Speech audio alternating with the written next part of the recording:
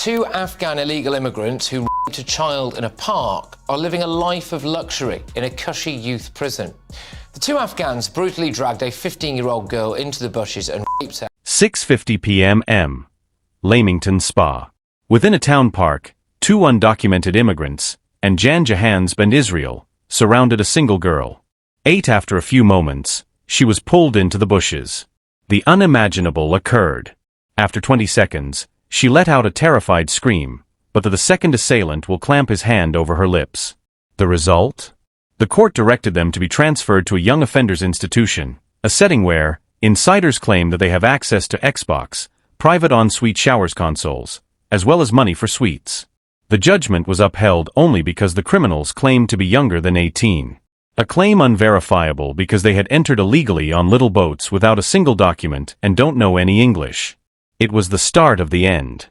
When 8:23 p.m. from Birmingham to London, protesters appeared in waves, chanting, "Save our kids," and calling for the Karma's instant resignation.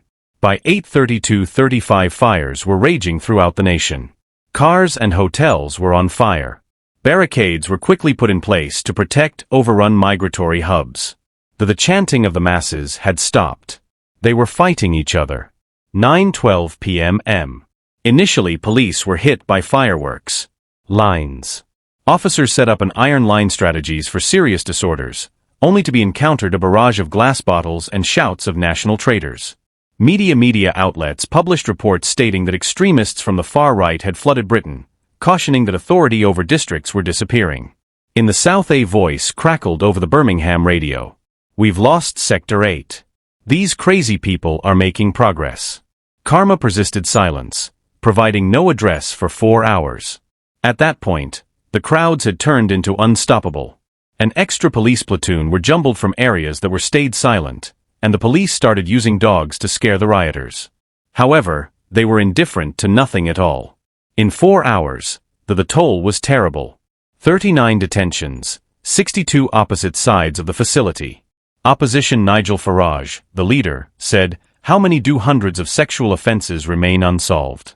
Or thousands, but a police platoon repressed demonstrators and offenders within our cities. Machetes are being used for hunting." 3 million people watched this TikTok video. In about 3 hours, complete mayhem broke out. 16 protesters broke shop fronts, started breaking into shuttered stores, and the mob in London held aloft with pictures of the 15-year-old victim, insisting on understand why the offenders had not yet been deportation. Away from Downing Street, an American reporter tried to corner Starmer, but the Prime Minister just touched his ear with a smartphone and disappeared within with quick steps, appearing to be busy. All of a sudden, video appeared online, depicting protesters tearing apart a police van. In less than an hour, all that was left of the car was a scorched corpse. At 10:40 p.m., the cavalry line tactics were used by the police. Numerous mounted police officers initiated a countercharge, repelling the waves of demonstrators wearing masks, followed by the breaking point. During a rebellion, a voice called out from London, "Leniency for these two arrivals. We have to take into the cultural background of individuals who carried out the sexual attack." The spark.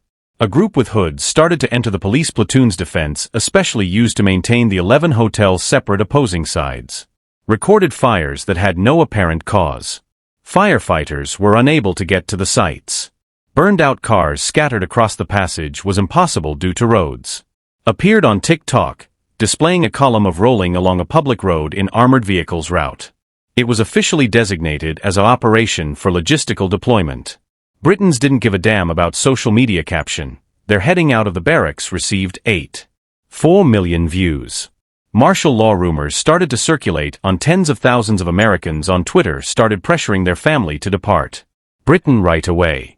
At last, a speech by daybreak, Dharma was promised by Keir. At 2:10 a.m., the number of arrests increased to 82. In front of Buckingham Palace, a 21-year-old American student of journalism uploaded a video that showed a single the king was in the lit window, assumed to be a resident. Through the glass, the video showed a desperate movement. Figures moving quickly, documents were being scattered as the noise intensified. The window was suddenly the heavy curtains were pulled and the door slammed shut. Tight, but the monarch remained silent. For 9 hours, the monarch had remained silent. The story broke apart online. Side contended that the silence of the crown in the historic crisis's visage indicated a collapse that is much deeper than the public knew. According to the other, the monarch was cooperative, standing side by side with Starma. The head of states once more, the address was pushed back. Until 12 p.m.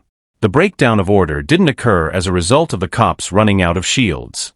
This occurred as a result of the public ran out of tolerance. The rage blazing wasn't sparked by a rumor, but by a verified fact that the legal system has been turned upside down. The court's choice to handle violent men in their adult years as helpless children wasn't an error. It was a characteristic of a damaged asylum procedure.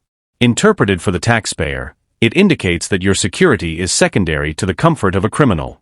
The country saw more than just violence, but a group rejection of the hierarchy.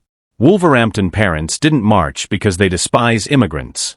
They saw a system, so they marched, that provides boxes to those who commit sexual assault while instructing victims to remain silent.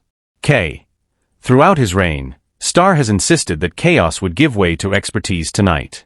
Competence resembles a prison cell, furnished with upscale facilities for people who ought not to be in the nation. When a government demonstrates unable to discriminate between a child and when a man reaches adulthood, his moral authority diminishes. To control the streets. The mayhem was unavoidable since the betrayal was unequivocal. The men who assaulted that girl entered via the very gaps the Starmer administration deemed it essential humanitarian safeguards. Additionally, the number 10 silence implies that they are more terrified of legal challenges from activists compared to those of the burning streets beyond their window. Reports from intelligence services have long cautioned that the path for young refugees was being taken advantage of by grown men. Tonight, those alerts appeared as a national emergency. The throngs of people around the migration hubs are not set up by elites in the shadows. They are organized by an innate desire to defend the next generation. The government possesses the resources, they have the technology to prevent this. To confirm ages. They have the authority to exile. However, under the government, fear paralyses decisive action. Of negative news. In the past, Britain was a nation where the rule of law was blind. Now it is a nation that fears justice. The two recent immigrants, categorized by law as kids, in spite of tangible proof conversely, sat comfortably while outside. The streets blazed in their name. This discrepancy is visible to the public. This betrayal is felt by the public, and the public finally rejected it tonight. Due to the fact that when a taxpayer recognizes their money is supporting such people's relaxation, who injure their kids, the social contract is burned. This evening it was a verdict, not just a riot. Regional commanders' memos reveal the paralyzing logic that is now the force. Protect the organization in whatever way. Expenses. Avoid confronting demonstrators unless the perimeter has been breached. Don't confirm the story about the ages of the offenders. This is the operational manual of a system that is afraid of its own data. They had the equipment to put out the fires. They didn't have the need. The requirement to acknowledge the age evaluation was unsuccessful. The directive to put the victim's justice ahead of the rights of the offender. When the police enforce a falsehood due to their leadership gives international reputation top priority. Concerning national security, a nation ceases being controlled. It begins to be populated by its own bureaucracy, according to critics that the government of Britain is run by a government that is immobilized by terror risk being labeled intolerable. Karma put all of his prestige on one pillar, a compassionate asylum system, but that humanity has changed. It is now a vulnerability that the undocumented can take advantage of without repercussions. Every policy Starma makes a choice about these arrivals via boat are vetted by one fear. Will this go against international conventions? This won't put a schoolgirl in Leamington Spa. Consequently, the boats continue to arrive, and the age checks continue to be voluntary, and the confidence in the every game session dissolves the judiciary. Console bought for a block of cells. The audience refers to it as due process. Give up. The fear isn't limited to it is located in the courtroom's cabinet room. A radical will face legal action from the government. Nationalist for a post on Facebook, but it will provide opulent housing for convicts following a conviction for rape. Your taxes are required, although their background investigations are not required. This hypocrisy separates a country more quickly than any financial catastrophe. Additionally, the paralysis wasn't in the mob. The ministers were the ones who let them in. A legal system does this. Dies, not because of corruption, but by refusing to acknowledge reality. When the first fireworks went off, each tactical the commander awaited the all-clear. From Whitehall in order to get the streets clear. Order was not fulfilled. Instead, senior authorities issued an order that officers who committed political suicide keep the disturbance under control and safeguard the facility's privacy. Don't talk about the position of unaccompanied youngsters and prisoners. This is the current bureaucratic shield. To shield men who entice teenagers into bushes. Whitehall didn't think twice because it hesitated, perplexed because admitting the truth would entail acknowledging that Karmama's border strategy has totally failed, according to critics. That Britain is now the only country in Europe where the judiciary hesitates, not due to a lack of proof, but because to the state's concern over a human rights case as opposed to a public rebellion. The mayhem that engulfed the streets did not appear out of thin air.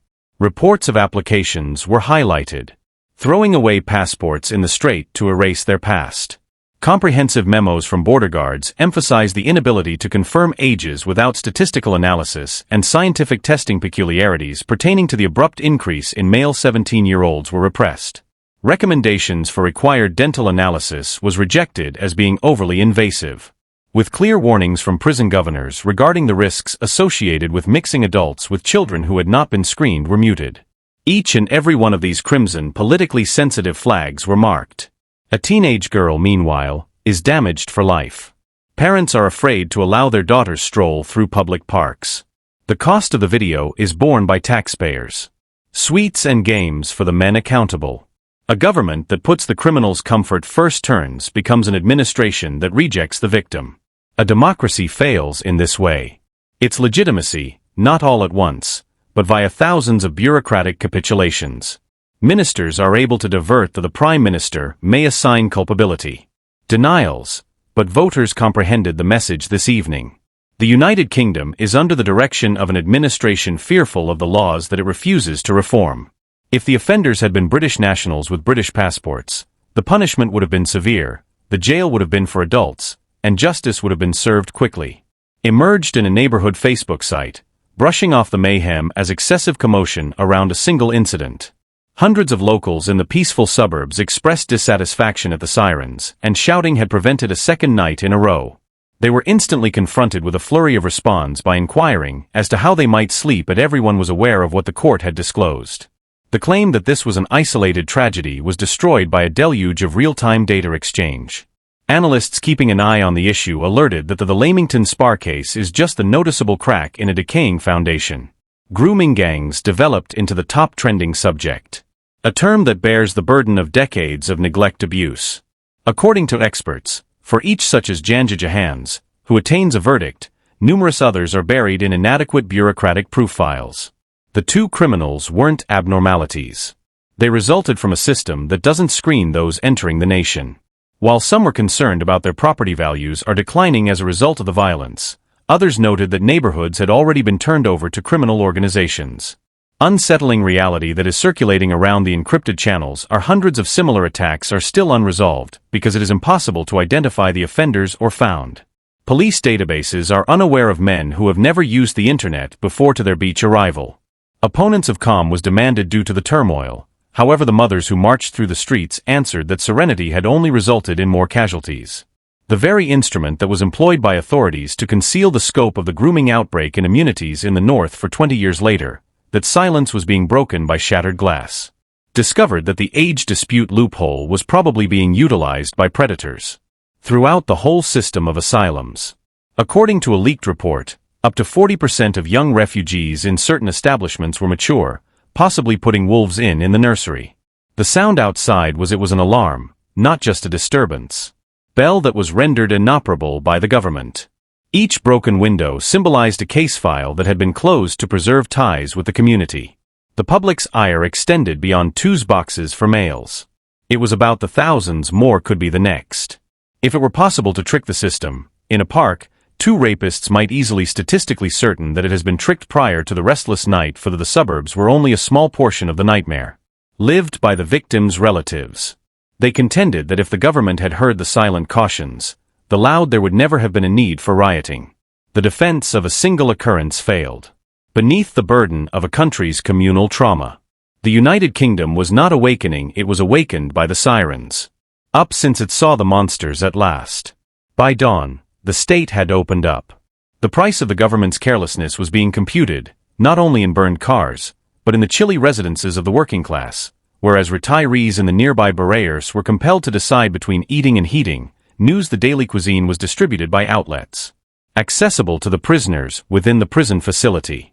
A local nurse hospital shared a picture of her that went viral. Pay stub, pointing out that she made less in a month compared to the projected weekly expense of keeping the two criminals in their specialized unit. The injustice had went beyond the actual offense. Become an offensive economic insult to every individual who pays taxes. Small company owners stood among the rubble of their livelihoods, understanding that their insurance contracts included particular exclusion provisions for civil rebellion.